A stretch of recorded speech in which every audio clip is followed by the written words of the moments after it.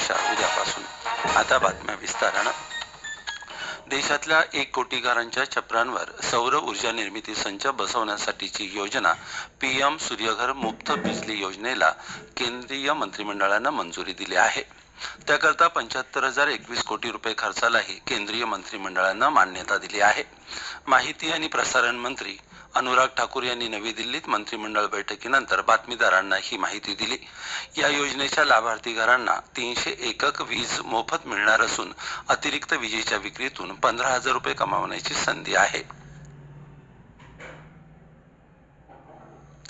प्रधानमंत्री नरेंद्र मोदींच्या हस्ते गेल्या 13 फेब्रुवारीला या योजनेचं उद्घाटन झालं होतं. चालू वर्षातल्या खरीप हंगामासाठी स्फुरद आणि पलाश खतांच्या पोषण मूल्य आधारित अनुदानाचे दरही सरकारनं मंजूर केले आहेत. त्याशिवाय आणखी 3 प्रकारच्या खतांचा समावेश अनुदान योजनेत करण्याचा निर्णयही मंत्रिमंडळानं घेतला आहे.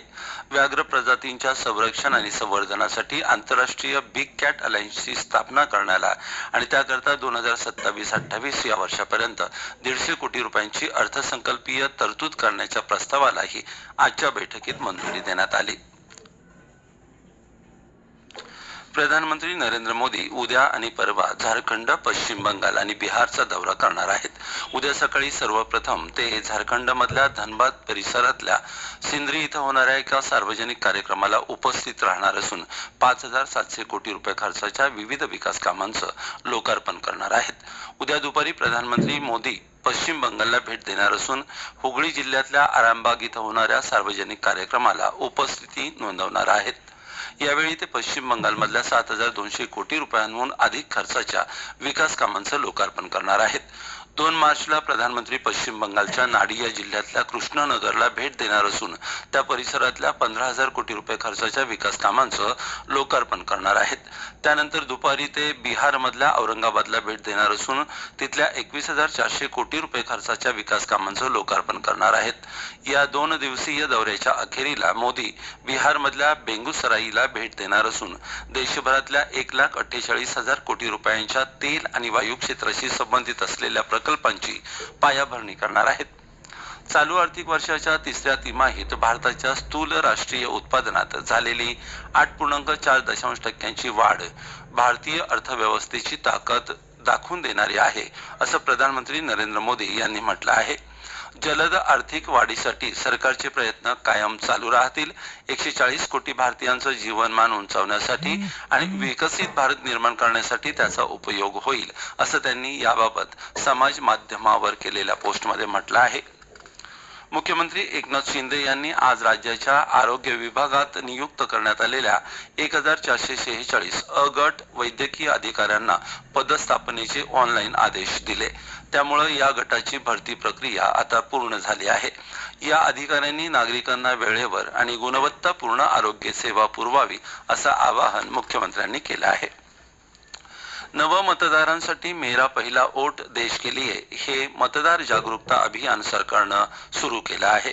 आगामी निवडणुकीत नव मतदारांनी आपला मतदानाचा हक्क बजवावा असं आवाहन अभिनेते शिवाजी साटम यांनी केलं आहे. मित्रांनो, माझं पहिलं मत माझ्या भारत देशासाठी आहे. मतदान करणं हा केवळ माझा जन्मसिद्ध हक्क नव्हे तर एक कर्तव्य सुद्धा आहे. तो जेव्हा आपण मतदान करतो ना, तेव्हा आपण ते मत आपल्या देशाच्या विकासासाठी, देशाच्या भवितव्यासाठी आणि आपल्या सर्वांच्या भविष्यासाठी करत असतो, हे विसरता कामा नये. तेव्हा येणाऱ्या इलेक्शन मध्ये आपण सर्वांनी मतदान करायचंच. या राष्ट्रीय बातम्या आकाशवाणीच्या मुंबई केंद्रावरून देत आहोत. केंद्रीय रस्ते वाहतूक आणि महामार्ग मंत्री नितीन गडकरी यांनी अरुणाचल प्रदेशातल्या 6,728 कोटी 33 लाख रुपये खर्चाच्या आणि सुमारे 305 किलोमीटर लांबीच्या महामार्गांना मंजुरी दिली आहे. सीमेलगतच्या प्रदेशात संपर्क वाढवण्याच्या तसंच सामाजिक आर्थिक विकासाला चालना देण्याच्या उद्देशानं हे पाऊल उचललं असल्याचं गडकरी यांनी समाज माध्यमावरच्या एका संदेशात म्हटलं आहे. सीमेलगतच्या या महामार्गांची उभारणी स्थानिक नागरिकांच्या स्थलांतराला आळा घालण्यासह स्थलांतरित झालेल्या नागरिकांना पुन्हा या प्रदेशात परतण्याची प्रेरणा देतील, असंही गडकरी यांनी म्हटलं आहे. हे महामार्ग अरुणाचल प्रदेशातल्या तुरळक लोकसंख्या असलेल्या डोंगराळ भागातल्या पर्यटनालाही चालना देतील, असा विश्वासही गडकरी यांनी व्यक्त केला आहे. राज्य माध्यमिक आणि उच्च माध्यमिक शिक्षण मंडळाच्या वतीनं घेण्यात येणाऱ्या इयत्ता 10वीच्या लेखी परीक्षेला उद्यापासून सुरुवात होत आहे.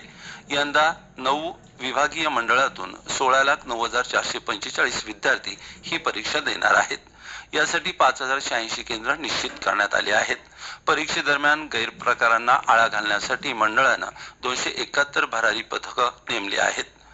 गेल्या वर्षीप्रमाणे यंदाही निर्धारित वेळेनंतर शेवटी 10 मिनिटं वाढवून देण्यात आली आहेत.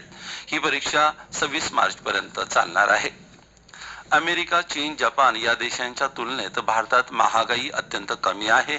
महागाई पूर्णपणे नियंत्रणात आहे, त्यामुळे अर्थव्यवस्था चांगली आहे, असं केंद्रीय अर्थ राज्यमंत्री भागवत कराड यांनी म्हटलं आहे. आज पंढरपुरात प्रसार माध्यमांशी बोलत होते. कोरोना काळात दिलेल्या आर्थिक उपाययोजनांमुळे नंतर अर्थव्यवस्था चांगल्या प्रकारे उभी राहिली आहे, असंही ते म्हणाले. केंद्रीय अर्थमंत्री निर्मला सीतारामन यांनी आज 10 इलेक्ट्रॉनिक डेटा इंटरचेंज प्रणालीचं दूरदृश्य प्रणालीच्या माध्यमातून उद्घाटन केलं. बांगलादेशच्या सीमेला लागून असलेल्या लँड कस्टम स्टेशन्सवर हे उद्घाटन करण्यात आलं असून यामुळे ईशान्य भागात व्यवसाय सुलभ होण्याला मदत होणार आहे.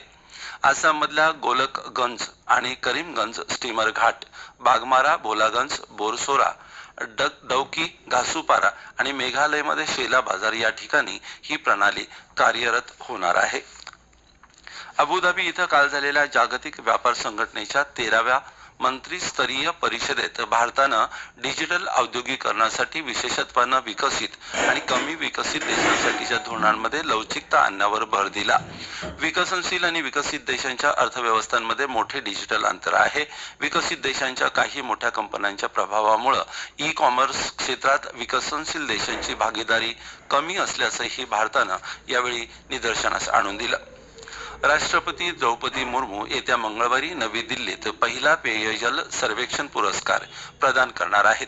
नवी दिल्लीत आज बातमीदारांना गृहनिर्माण आणि शहरी व्यवहार मंत्रालयाचे सचिव मनोज जोशी यांनी ही माहिती दिली. उत्कृष्ट कामगिरीबद्दल शहरं आणि राज्यांना सन्मानित केलं जाणार आहे. सुवर्ण, रौप्य, सिल्वर आणि कांस्यपासून विविध श्रेणींमध्ये हे पुरस्कार दिले जाणार आहेत. चालू आर्थिक वर्षाच्या पहिल्या तिमाहीत भारताच्या स्थूल राष्ट्रीय उत्पादनात 8.4% वाढ झाली आहे. राष्ट्रीय सांख्यिकी कार्यालयानं आज ही आकडेवारी जाहीर केली. यामुळे चालू आर्थिक वर्षात देशाच्या वाढीचा दर 7.6% इतका होत आहे. याआधी जानेवारी महिन्यात या वाढीचा अंदाज 7.3% व्यक्त करण्यात आला होता.